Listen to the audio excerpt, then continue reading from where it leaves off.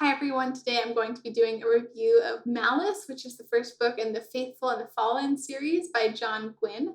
This is a book that I think I first heard about from Leslie at the Nerdy Narrative, and then since then I think basically everybody on BookTube has mentioned it. I mentioned this recently in my popular books I only heard about from BookTube video that I put up a few days ago, and I think the number one comment that I got on that video was, yes, Malice has been everywhere lately. I think after I had already started reading it, Daniel Green put up a review of it. So this one is definitely doing the rounds, but that's not a bad thing. Generally, people have been really liking it, and I felt very curious to give it a shot. I mentioned right away in my August TBR that I was kind of struggling with the opening of this book, and I heard from a lot of people that this one starts out kind of slow. To be honest, for me, it wasn't just the beginning that was slow. It wasn't like a slow paced book, but it took me most of the book to really feel like I was into it. This was not an immersive experience for me, but by the time I got to the end, I was actually like 100% there and feeling excited to go read the rest of the series. So in the end, I came out with a really positive feeling about this book. There are some issues that I had with it, but overall, it basically is everything that people said it was, which is a well done traditional fantasy with really good action. I'll talk more about what I liked about it and also the things that I had issues with. But overall, I did really like this book. It just took me a while to get there. Malice doesn't hold back in terms of throwing you right into it with a ton of different characters and kingdoms and stuff to keep track of. There are a lot of points of view. So it definitely takes a little while to sort out who is who. Even after finishing it, I feel like I have a good sense of who all the characters are now, but I do not remember the names of any of the kingdoms or, some of the side characters or people that you don't really meet. I think I read this one on ebook on my phone, so if I had like a nice physical book with a map at the beginning, that probably would have been super helpful. On my phone, I couldn't even really zoom in on the map. So I did check it a couple of times, but this is definitely a series that seems like it probably requires the map. I don't think there was a character list in it either, which probably also would have been useful. But I just kind of, read, and after a while I started remembering who people were, so that was fine. The names weren't super confusing or anything, like it wasn't a confusing book. It was just a lot of point of view characters get introduced in the beginning. You don't really get eased into it. There are a lot of different point of views in this book, but there are a couple that are sort of the main characters. First of all, we have Corbin, who I feel like his point of view we saw the most, but it was maybe kind of split with a character I'll talk about next. Corbin is a boy, probably around 15. He's about to start learning to be a warrior. He is the son of a blacksmith, and there's definitely nothing special about him. He has a mentor who is the stable master who teaches him swordsmanship, and he maybe gets some special animal friends. But yeah, there's nothing out of the ordinary about him at all. He's just a blacksmith's son. The other character is Veridus, who joins the war band of the son of the High King. And he's a young warrior, and he starts building, bonds. He becomes really close to the prince and sees a lot of different action. So he's the other probably most important viewpoint in this book, and we see a lot of the bigger picture stuff that's happening from his point of view, because Corbin is in a more like remote and isolated location, and that storyline is a little more focused on Corbin's coming of age and relationships and sort of a more gradual development of his character. So the setup for this book is that war is supposed to be breaking out. It's a prophesied war. It is a god war. There are some prophecies around this, including some chosen ones. And then there are also, in this setting, there are some other things like giants, different monsters. There are some gods that seem to be fairly active about interfering in things. And then, you have some villains that are trying to mess things up for everyone. So I'll talk first about what I really liked about this book, and then I'll maybe talk about some of the things that I struggled with, even though my overall impression of the book was really good, and I'm feeling pretty excited about the series, but this was not a perfect read for me. Okay, so what I liked. I know it took me most of the book to really get into it, but by the end, I was very sucked into this book and really wanted to know what was going to happen. There's a lot of different politics and action that really I wanted to see what was going to happen. The way it all came together at the end was really, really good. It was exciting. It definitely is a pretty fast-paced book. There's not a lot of sitting around downtime. The plot does draw you in. The other thing I liked about it, which a lot of people have mentioned, is that the action is very, very well written. The scenes, they are not gory, like there's not a lot of blood, but it's also not like Lord of the Rings violence where you're just beheading orcs everywhere and there's absolutely no blood at all. It felt sort of realistic and brutal violence, like what war would be like without being gratuitously nasty and sort of dwelling on really unpleasant things happening to people. So for me, that worked really well. It reminded me why I like reading action in the first place. This book kind of reminded me why I liked reading, King Arthur and about knights and warriors and stuff like that when I was younger. There are characters that are very honorable. You read about them becoming warriors. They generally, a lot of the characters are pretty good people, even the ones that might be on like the bad side. And I enjoyed the cast of characters a lot, and especially through the action scenes. I think this would make like a really cool TV series. I would be really into watching this. Basically, by the end of the book, despite some of my issues with the world, I kind of just really bought into it, and the way the characters were presented, I liked the way that they cared about each other, and you got to see that sort of bond of soldiers or warriors who were fighting alongside each other. You got to see people learning, swordsmanship and learning to fight and sort of what that was like. I felt like it was very effective, and it felt like the author portrayed it well and knew what he was talking about. The way that the conflict was set up was very exciting. It's not like the most twisty book, but I didn't feel like I knew exactly what was going to happen the whole time. It felt like things took twists and turns that made me feel things. So, overall, all of that I thought worked well. Also, if we were going to do like a chosen one plot, which is, an old fantasy cliche, it's a fantasy cliche so old that hardly anyone's doing it anymore from what I've seen. I liked how it was handled in this book.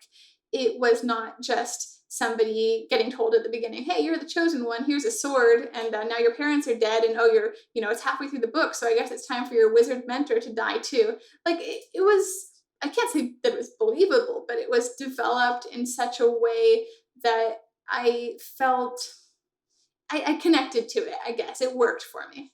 One character also gets a giant wolf creature companion, and even though I could make Game of Thrones comparisons here, I'm not going to because I liked this wolf a lot better than those wolves. And, maybe I'm just a sucker for cute or, giant doggy things. I actually really liked the animals in this book and really enjoyed reading about them. So, maybe that makes me a cliche. I don't know, but I liked the wolf. I liked the horses. That was good for me. Where I didn't love this book so much was actually the world building. It wasn't bad. Like, it wasn't generic Euro fantasy, like Middle Ages, not really understanding the Middle Ages. It had kind of a Dark Ages feel, but the author really went for like an everything but the kitchen sink approach to this world building, like different elements of myth and feel, and in a way it did work.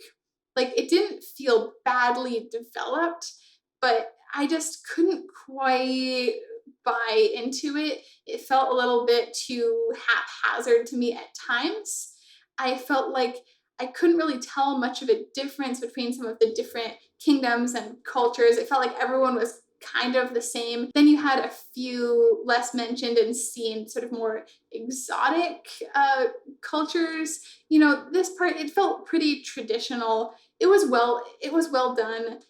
It's not really like the level of world building I usually like to see in fantasy. There was also, I mentioned this in my August TBR when I had just started reading the book. I had this big language issue where there was like a little bit of Hebrew in there, and a lot of people said, like, don't worry about it. It's just the author used like kind of everything in this book, and that was the case. And in general, yeah, it's fine. I needed to let go of it, but there was just one thing, which was like the naming of the gods and like the good and bad angels, that I just couldn't quite get over it. It really threw me out of the book. And so I will tell you a little bit more about that. I have here just a screenshot of a passage. This is just the like intro world building backstory prologue text, so it's not going to spoil anything for you. And it's all in italics, just so you know. Azroth was first created, Elion's beloved, captain of the Ben Elim, the sons of the mighty. But that was not enough for him, the great deceiver. He spread his deep malice and his lies among the Ben Elim until a host grew about him, the Kadoshim, they became, the separate ones. So the problem is that Kadoshim means something, like it means the holy ones. It's a word, it means something, and it doesn't mean the separate ones. So it's like, if you're going to use just like little bits of a language, don't use that and then make up like it means something else. Like, it's as if it said, you know, if I was going to do this, it would be like, in English, I'd say something like, the adventurers they became, the strawberries. Like, it's not, means something else. You can't do that. So I just had to decide to live with it because it wasn't very much. It wasn't that important to the book, but that's just sloppy. I don't like when authors do that. Like, other languages don't exist for you to take and just like make up what they mean. It's weird. But this is pretty much the only example of this that I'm aware of in this book. I don't know if there were some other languages in there too that I missed. But yeah, that's like sloppy world building to me, right? Like, it's not really hurting anybody. It's not a huge part of the world. It's not misrepresenting anyone's culture, but just make up a word next time. It'll be fine. I'm sure he could have made up a perfectly good word. So, that was my little rant. But that aside, I didn't really have a problem with the approach to world building overall. I thought it was enjoyable to read, and I did get like a really good depth of history and mythology from the way the characters viewed their own worlds. I thought it was a little weird how quick everyone was to just accept some of the prophecy stuff, like, oh yeah, there's a prophecy and stuff is fulfilling that right now, but there wasn't a lot of evidence that the characters had any other experience in like recent generations or memory about such prophecies or things. So to me, they were a little accepting. And that just seems didn't quite make sense with the way the culture was. I mean, not everybody just embraced it. Like, there's skepticism, but it just felt a little not how that would play out in real life. But still, I think it's going to get developed more in future books as well. And I did think it worked. The other thing is, for me, evil was just a little bit evil because I think that'll probably get fleshed out more in future books as well. I said earlier, I really liked like a lot of the characters that were maybe on like an evil side weren't just evil because, in fact, a lot of them were good people. And it'll be really interesting to see what happens with them as well. So I liked that complexity. It was kind of, instead of having morally great characters where I hated everybody, I think I liked the majority of the characters in the book. I don't think there were any point of view characters where you don't like them or want them to succeed. I also think that the giants were actually pretty cool. I didn't know that giants were something that I would want to see in a fantasy book, but there seem to be a lot of different races or cultures in the giants. I think we're going to see a lot more of them in future books. And I thought that was just pretty unique and cool. I liked it. One more problem that I did have with this book that I have to draw attention to: in all of the book, there is one female point of view. And I liked her a lot. She was good. And there are also basically hardly any other female characters. There's one villain who you get from the prologue. She's mostly off screen. And then there are just like a lot of people that are orphans, or even the people that are mentioned, if they have wives or sisters or daughters, they're kind of off screen. I've heard that this improves in later books and that there are a lot more female point of views or female characters, but I'm kind of sick of series where there are no women in the first book and everyone's like, don't worry, it gets better. I'm sure it does, and it's not going to stop me from reading this book. And I understand this is like a book supposed to be set in a Dark Ages kind of culture about warriors and manly men. But I think it could, it could have been done with more women and it could have worked just fine and it could have been interesting. So that's just something I feel like we should be past this, where I feel like we should be past fantasy books that are 95% all male characters and the women are just hiding in a corner off screen somewhere. But okay, so those are some of the issues that I had with the book. But overall, despite the slow start and some issues I had with it, I actually really enjoyed this and I thought it was quite solid and quite well done. And I'm very excited to get on to book two. I think this is going to be a really good series. I like the author. So I know I had some genuine complaints, but I feel very, very positive about this book. And I think people that have any interest in traditional fantasy probably should read it. I think it does have something special about it, despite the fact that the individual elements, you wouldn't say, oh, that sounds really unique. That sounds like something different. But it is well done and it's more than just a solidly done traditional fantasy. I feel like there is something about it that made me care in the end, that really got me to care about the characters.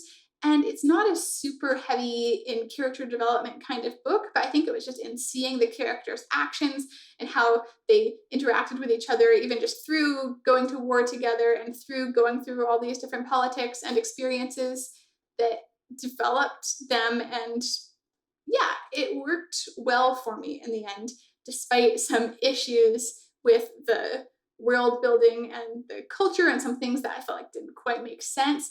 But as a story, it was really good. So I would definitely recommend this for fantasy readers. I think some of the issues I had with it are things that bother me in particular that most people would not even really notice. So yeah, give it a shot.